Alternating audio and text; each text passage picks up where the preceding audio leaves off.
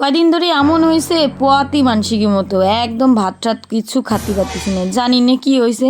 তাই আজকে কিন্তু আমি ভাবছি যে অন্য একটা রেসিপি করি। বাটাবুটি জিনিস দিয়ে কিন্তু ভাত টাত খাতে ভালোই লাগে, ওই জন্য আজকে একখানা কলা নিয়ে নিছি। 3খানা কলা কিনে আনছিলাম সকালবেলা বাজারের, তাই ভাবছি সকালবেলায় কলা রান্দি। ওই জিএল মাছ রাখছিলাম, তার সাথে ভাবছি যে একটু কতদিন ধরে পড়ে রয়েছে ফ্রিজের ভিতর শুটকি মাছগুলো বাবার বাড়িতে আনছিলাম, প্রায় 6 মাস হয়েছে। তাই ভাবলাম কি আজকে শুটকি মাছ দিয়ে একটু কলার খোসার ভর্তা বানাই। অনেকে তো ভর্তা ভর্তি দিয়ে ভাত ভালো খায় দেখছি, আমার কি হয়েছে জানি না, পোয়াতি মানসিকের মতো খাতি মাতি ইচ্ছে করি না।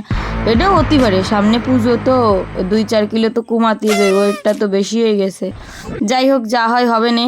এধারে আমি কড়াইতে খানিক তেল দিয়ে দিছি, আর বড় বড় রসুনের কোয়া দিয়ে বাসি কিনে আনছি, কারণ ওই কুটি কুটি রসুন ঘন্টা 2 ধরে কিডা চলবে, আর ও আমার আবার বাল্টায় না চুলতি মুলতি।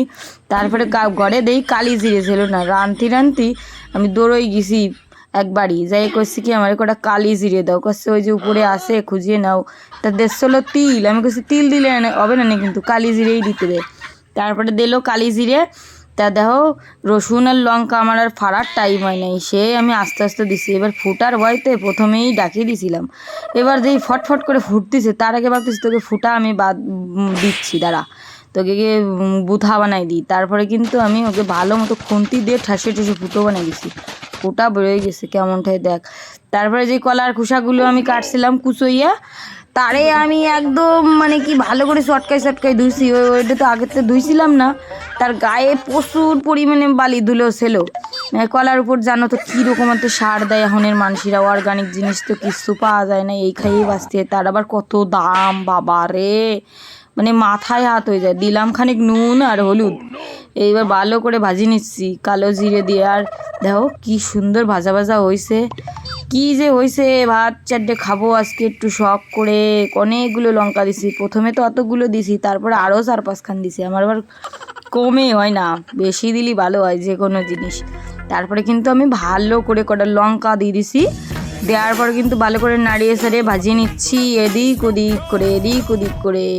এর আবার শিলি বাটলি ভালো হয়। আর আমি যা কুড়িয়ে হয়েছি, আমি যে গ্যাসে রান্না শুরু করছি, কারণ কি উনুনে টুনুনে পুজোর আগে আর রানবো না ভাবছি, কারণ ওই কালা হয়ে গেলেই আবার ফেসিয়াল করতে হবে, কত টাকা লাগবে, কিটা অত বরের পকেটেতে খরচা করবে, তাতে ভাবি গ্যাসের দিক দিয়ে করি।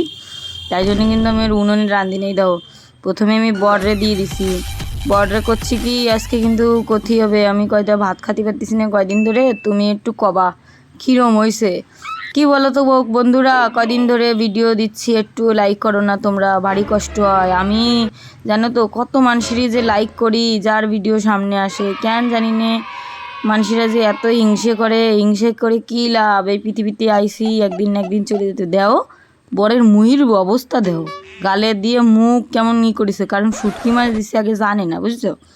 তা শুটকি মাছ দিয়ে তো করি নেই কোনো দিনও, তো শুটকি মাছ দিয়ে কলার ভর্তা, ওই জন্যই ভাবতেছে যে কী খাচ্ছি। তারপর দেখলো একটু নুন নিয়ে নিত, এই যে নুন দিয়ে ভালো করে অনেক চটকায় মাখবে।